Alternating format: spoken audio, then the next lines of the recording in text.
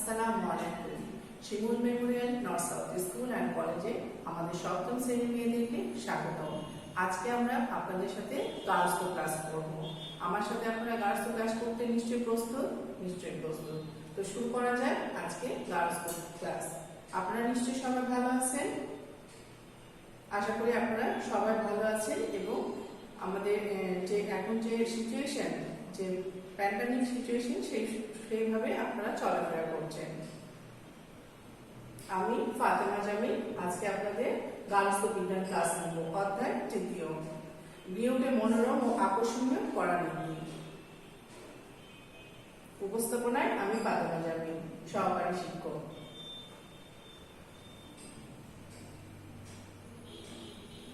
প্রথমে আমরা শিখন ফলে চলে যাই। তাহলে আজকে আমরা কি শিখব? শিল্প উপাদান সম্পর্কে জানতে পারবে। কি উপাদান? শিল্প উপাদান। শিল্প উপাদান সম্পর্কে আজকে আমরা আপনাদের সাথে আলাপ আলোচনা করব। আরেকটা বিষয়, শিল্পনীতি সম্পর্কে জানবে। অভ্যন্তরীণ আসবাবপত্র যথাস্থানে স্থাপন ও কক্ষ সাজানো, কক্ষ সজ্জা। উপকরণ সম্পর্কে জানতে পারবো। তাহলে আরেকবার আমরা বলে নিই, শিল্প উপাদান সম্পর্কে জানতে পারবে তোমরা আজকে। শিল্পনীতি সম্পর্কে জানবে এবং অভ্যন্তরীণ আসবাবপত্র যথাস্থানে স্থাপন ও কক্ষসজ্জার উপকরণ সম্পর্কে জানতে পারবে। আমরা তো সবাই নিজের নিজের বাসায় থাকি, তাই না? বিভিন্ন কক্ষ, আমরা সব কক্ষ কি একরকম আমাদের? নিশ্চয়ই না। যেমন রান্নাঘর ধরো আলাদা, বেডরুম আলাদা, সেরকম বিভিন্ন কক্ষ আমরা কিভাবে সাজাবো সেই সম্পর্কে আজকে আপনাদেরকে আমি আলাপ আলোচনা করে দেখাবো। প্রথমে শিল্প উপাদান। শিল্প উপাদানে কি কি আছে? রং, চক্রবক্ষ, বর্ণচক্র। তাহলে রং, বর্ণচক্র, আকার, রেখা ও জমি। 2 নম্বরে শিল্পনীতি, সমানুপাত, ভারসাম্য। তারপরে মিল, ছন্দ ও প্রাধান্য। ঠিক আছে? মিল, ছন্দ ও প্রাধান্য। কক্ষসজ্জার উপকরণ, পর্দা, কার্পেট, দেওয়াল চিত্র ও পুষ্পবিন্যাস। তো আমরা এই কক্ষ সাজানোর উপকরণ এবং মিল, ছন্দ এগুলো সম্পর্কে আমরা বিস্তারিত জানতে পারবো ক্লাসে।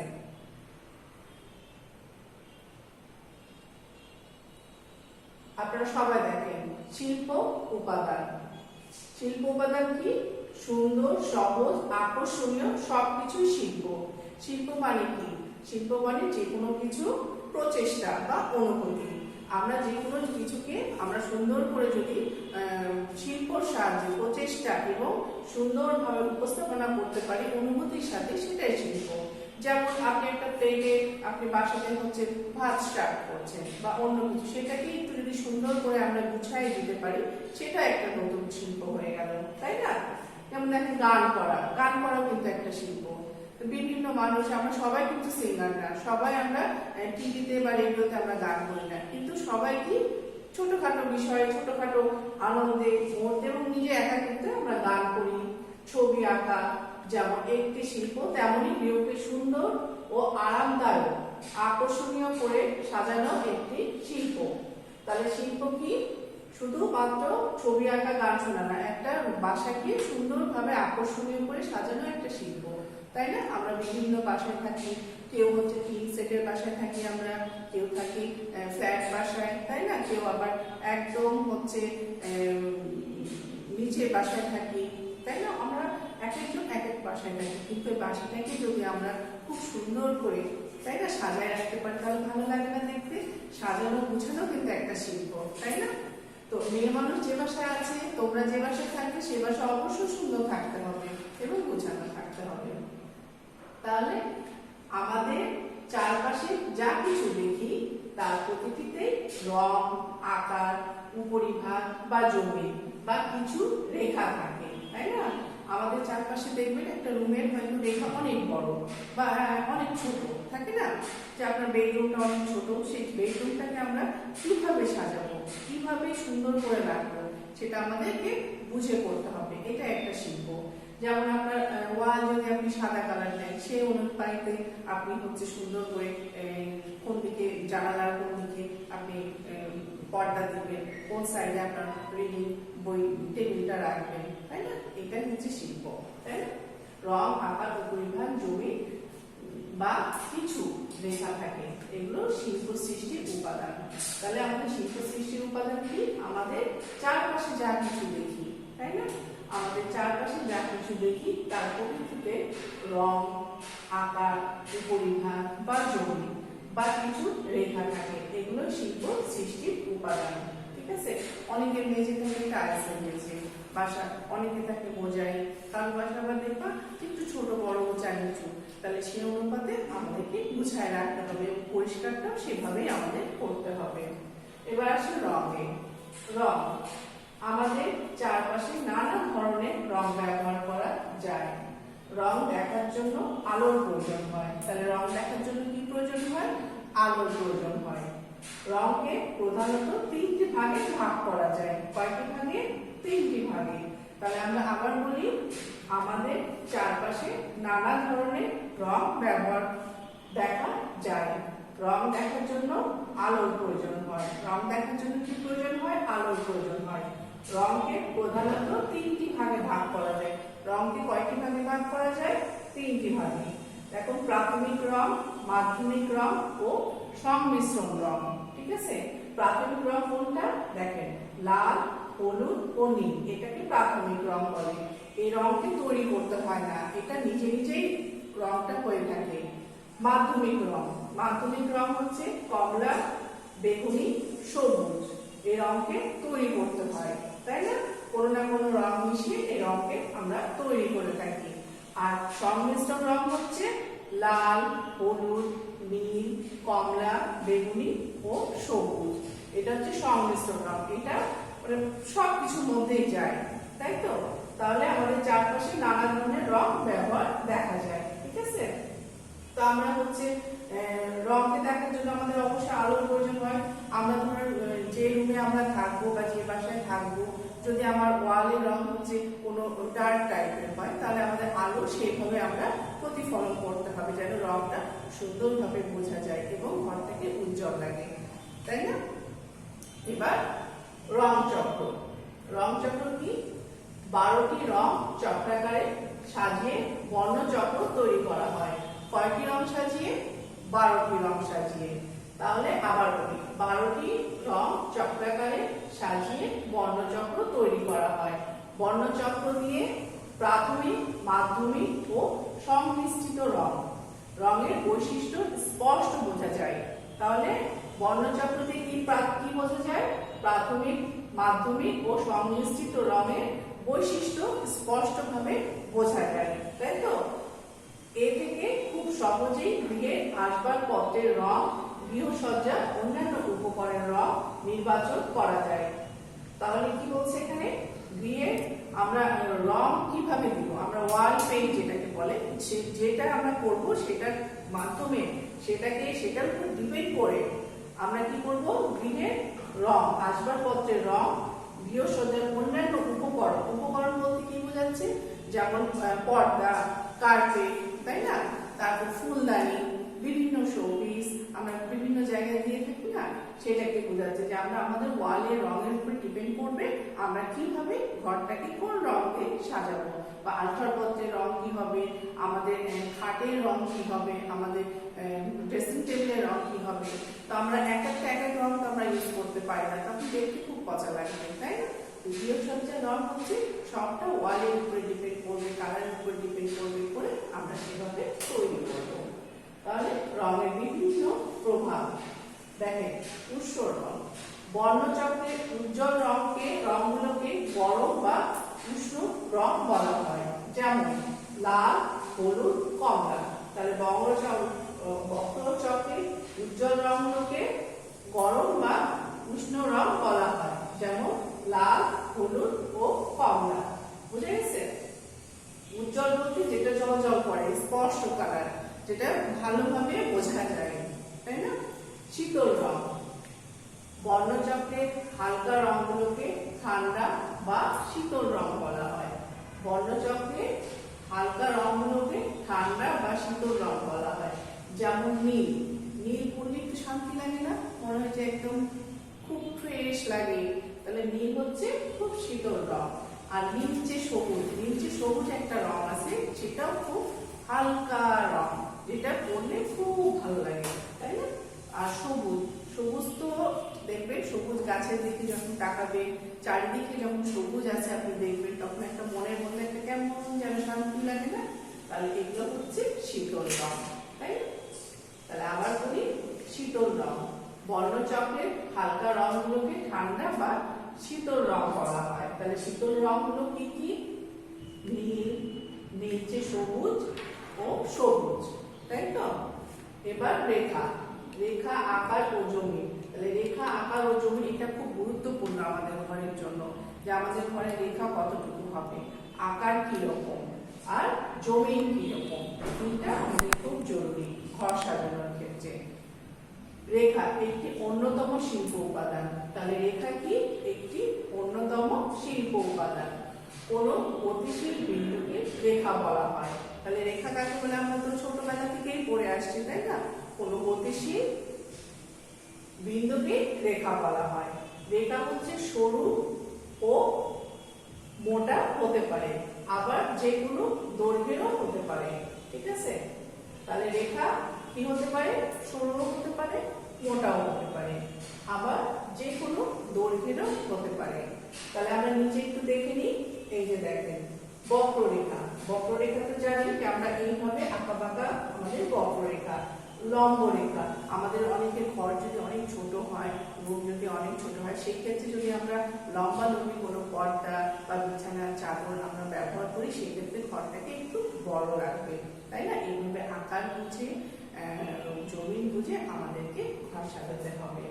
কারণ আজকে আমাদের টপিকসটাই হচ্ছে গৃহসজ্জা, তাই না? লম্বা রেখা, এই দেখেন। বা আমরা যারা মেয়েরা যারা আমরা আছি হাইটে, যারা একটু ছোট বা একটু হাইটে শর্ট, তারাও কিন্তু লম্বা কোনো স্টাইল কোনো ড্রেস পরলে তাদেরকে লম্বা দেখাবে। তাহলে লম্বা রেখা, এটা আড়াআড়ি রেখা। আড়াআড়ি রেখা মানে এইভাবে করে দেখেন ছবিতে দেওয়া আছে আড়াআড়ি রেখা। এটা কৌণিক রেখা। কৌণিক মানে বুঝছেন? কোণাকুণি। এই যে দেখেন এখান থেকে এই যে কোণা, এই রেখা। এবং এটা হচ্ছে জিগজ্যাগ রেখা। জিগজ্যাগ তো আপনারা সবাই জানেন, আমরা জিগজ্যাগের বিভিন্ন প্রিন্ট দেখেছি, পর্দা দেখেছি, শাড়ি দেখেছি, জামা কাপড় সবই দেখেছি। জিগজ্যাগ মানে আঁকা বাঁকা, এই যে উপর নিচ। তাহলে আমাদের কি করতে হবে? রেখা আকার ও জমিন ভেদে আমাদের এই রেখাগুলিকে চিহ্নিত করতে হবে। দৈর্ঘ্য যে কোনো দৈর্ঘ্যের হতে পারে, ঠিক আছে? তাহলে দেখেন আরেকবার বলি, বক্ররেখা, লম্ব রেখা, আড়াআড়ি রেখা, কৌণিক রেখা ও জিগজ্যাগ রেখা। বুঝে গেছে? এবার দেখেন আকার। কোনো কিছু সামগ্রিক গঠনকে আকার বলে। তাহলে আকার কাকে বলে? কোনো কিছুর সামগ্রিক গঠনকে আকার বলে। আকার যদি ঠিক না থাকে তবে পুরো শিল্পই দেখতে অসুন্দর হয়ে যায়, তাই না? এখন আমি আমার ঘর অনুপাতে একটা বিশাল একটা কোনো সোফা নিয়ে আসলাম, বা ড্রেসিং টেবিল বা বেড, যেটা আমার ঘরে খুব কোণাকাঞ্চিতে বা বের হয়ে আছে, যে আমাদের চলাফেরা করতে খুব অসুবিধা হচ্ছে। তাহলে কি সেটা ভালো হলো? মানানসই হবে না। তাহলে কি বলছে? আকার যদি ঠিক না থাকে পুরো শিল্পটাই আমাদের অসুন্দর হয়ে যায়। শিল্প মানে তো একটা খুব সুন্দর প্রচেষ্টা। তাহলে প্রচেষ্টা আমি করলাম, একটা সুন্দর খাট বানালাম বা ড্রেসিং টেবিল করলাম, সেটা আমার দেখতে ভালো লাগছে না। কি জন্য? শুধুমাত্র আকারের জন্য, তাই না? তাহলে দুই ধরনের আকার আছে, যথা মুক্ত আকার ও জ্যামিতিক আকার। দুই ধরনের আকার আছে। মুক্ত আকার বলতে আমরা যেটা ইচ্ছা, যেভাবে ইচ্ছা একটা যে কোনো কিছু তৈরি করে ফেলি, তাই তো? আর জ্যামিতিক আকার হচ্ছে জ্যামিতিক অ্যাঙ্গেলে মাপ দিয়ে সবকিছু দিয়ে আমরা সেইভাবে তৈরি করব, তৈরি করে আমরা ঘরের মধ্যে সেই জিনিসটা রাখবো। তাহলে আকার কয় ধরনের আছে? আকার দুই ধরনের আছে, মুক্ত আকার ও জ্যামিতিক আকার। বুঝে গেছে? তাহলে মুক্ত আকার আর জ্যামিতিক আকার, এই যে দেখেন ছবিটি কি সুন্দর করে দেওয়া আছে, জ্যামিতিক গুলি আর এই মুক্ত আকার। বুঝে গেছে? তাহলে আবার করি আমরা আকার। তাহলে আমরা মুক্ত আকার ও জ্যামিতিক আকার, তাই না? এবার দেখেন শিল্পনীতি। শিল্পনীতিটা কি? শিল্প হচ্ছে একটা প্রচেষ্টা বা অনুভূতি, আমরা তো আগেই বলেছি। একটি চেয়ার তৈরি করার কথা চিন্তা করা যায়। একটি চেয়ার আমরা তৈরি করার কথা চিন্তা করে যায়। চেয়ারের পায়ের উচ্চতা যদি 46 সেন্টিমিটার হয়, তবে হেলান দেওয়ার অংশ কতটুকু উঁচু হলে বসতে আরাম হবে ও দেখতে সুন্দর লাগবে। এই জিনিসটা আমাদের মাথায় রাখতে হবে এবং বুঝতে হবে যে আমরা কিভাবে এই শিল্পটাকে সুন্দরভাবে, শুধু আরাম নয়, সুন্দর করতে পারবো। এইসব মাথায় রেখে যদি কোনো সামগ্রী তৈরি করা হয় তবে অবশ্যই তা দেখতে আকর্ষণীয় হবে। তাহলে এই রকম যদি আমরা চিন্তাধারা মাথায় রেখে কোনো কিছু তৈরি করি তা অবশ্যই দেখতে সুন্দর ও আকর্ষণীয় হবে। শিল্পনীতিগুলো হলো সমানুপাত, ভারসাম্য, মিল, ছন্দ, প্রাধান্য। তাহলে শিল্পনীতিগুলোর মধ্যে এই 5টা আমাদেরকে অবশ্যই মাথায় রাখতে হবে। কি কি? সমানুপাত, ভারসাম্য, মিল, ছন্দ ও প্রাধান্য। এবার আছে ঘর সজ্জার উপকরণ। আসবাবপত্র ছাড়াও বিভিন্ন ধরনের উপকরণ দিয়ে আমরা ঘর সাজিয়ে থাকি। এগুলোর মধ্যে উল্লেখযোগ্য হলো দরজা, জানালার পর্দা, কার্পেট, দেওয়াল চিত্র, আলো এবং ফুল বিন্যাস। তাই তো? এই যে দেখেন কার্পেটটা দেখেছেন কত সুন্দর লাগছে। এটা আমাদের ঘর সজ্জার একটা অন্যতম জিনিস। যে কিছু বাসায় আছে বা আমরা যে বাসায় থাকি সে বাসাতে সুন্দর একটা কার্পেট যদি আমরা বিছাতে পারি ওয়ালের রং অনুযায়ী, তাহলে অনেক সুন্দর লাগবে। এই ওয়াল চিত্র দেখেছেন, এটা একটা গাছের সাথে একটা সুন্দর করে ফ্রেম বানানো আছে। ফ্রেমে আপনি যে কোনো জিনিস, ছবি বা কোনো সুন্দর লেখা আপনারা রাখতে পারবেন। এটা কি বলছে? ওয়াল চিত্র। পর্দা দেখেন কত লম্বা লম্বা এবং কত সুন্দর লাগছে। তাহলে ঘরের রং অনুযায়ী আমরা পর্দা সেইভাবে সাজাবো। আর ফুল হচ্ছে অনেক গুরুত্বপূর্ণ একটা অংশ। যে কোনো অকেশনে, যে কোনো অনুষ্ঠানে আমরা ফুল ব্যবহার করতে পারি। যেমন কোনো ঈদের আগে কাঁচা ফুল যদি আমরা রাখি ভালো লাগবে দেখতে, অথবা যে কোনো জন্মদিনে বলেন, যে কোনো ভালো দিনে ফুল যদি আমরা রাখি তো ঘরের সৌন্দর্যটা অবশ্যই বৃদ্ধি পাবে। তাই তো? এবার আমরা মূল্যায়নে চলে যাই। তাহলে আকার কাকে বলে? আমরা কি শিখেছি? আকার হচ্ছে সামগ্রিক প্রচেষ্টা। আকার কি? আকার হচ্ছে সামগ্রিক। তাহলে আকার কি? আকার হচ্ছে সামগ্রিক গঠন। তাই তো? আকার কাকে বলে? আমরা আমাদের এই ডিটেইলসে পড়লাম না, আকার হচ্ছে সামগ্রিক গঠন। আর শিল্প কি? শিল্প হচ্ছে সবকিছু, যে কোনো কিছুর প্রচেষ্টা বা অনুভূতি। তাহলে শিল্প কি? কোনো কিছুর চেষ্টা বা অনুভূতি। লাল, নীল ও হলুদ রঙকে কি রং বলা হয়? কি রং বলা হয়? প্রাথমিক রং বলা হয়। তাই না? লাল, নীল ও হলুদ রঙকে কি রং বলা হয়? প্রাথমিক রং বলা হয়। রং দেখার জন্য কিসের প্রয়োজন হয়? রং দেখার জন্য আলোর প্রয়োজন হয়। তাহলে রং দেখার জন্য কিসের প্রয়োজন হয়? আলোর প্রয়োজন হয়।